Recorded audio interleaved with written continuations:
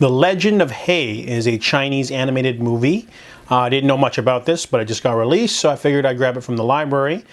This movie is about hay. It is a small spirit, like a cat spirit, that lives in the forest. However, deforestation causes an uprooting of its home, so it's being hunted by all these humans, and then it meets Stormend, who is another spirit. Him and his rogues gallery of other spirits decide to give Hay a home, so he gets meat and he makes some new friends. However, they're being hunted by Master Infinity, who is like a really powerful human who can control metal. He's got this cool kind of like metal bending power, and the Stormend and his friends are able to escape after a fight. However, Hay is left behind. So Hay is now a hostage of Master Infinity, and they're going to the guild, which apparently Stormend is actually like a rebel of sorts and wants to kill all of humanity, and Hay is sort of like enamored by a rogue.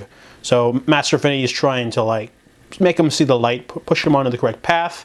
So this movie has really simplistic animation, but it's really like gorgeous. It reminds me of the Green Snake movies and White Snake, those by Light Chaser Animation, but it's done 2D. There's a lot of like moving camera. There's a lot of like bombastic action sequences involving the power and the magic systems that they have. It starts off as a sort of road trip movie with Hay and Master Infinity.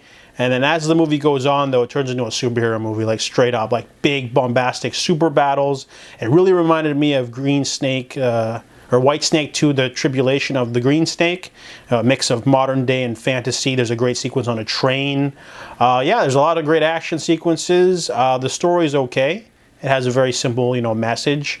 But some people might not like the shift change, because it literally turns into like a literal like superhero movie at the end of the movie, like big battles, things being exploded, people throwing stuff at each other. I didn't mind it. I thought it was very unique. It wasn't too long. It was a very interesting look at a mix of fantasy. I really like how Chinese films aren't just, propaganda. They're actually like trying to do their own stories and things. So this one was really good, and I give it a 7 out of 10.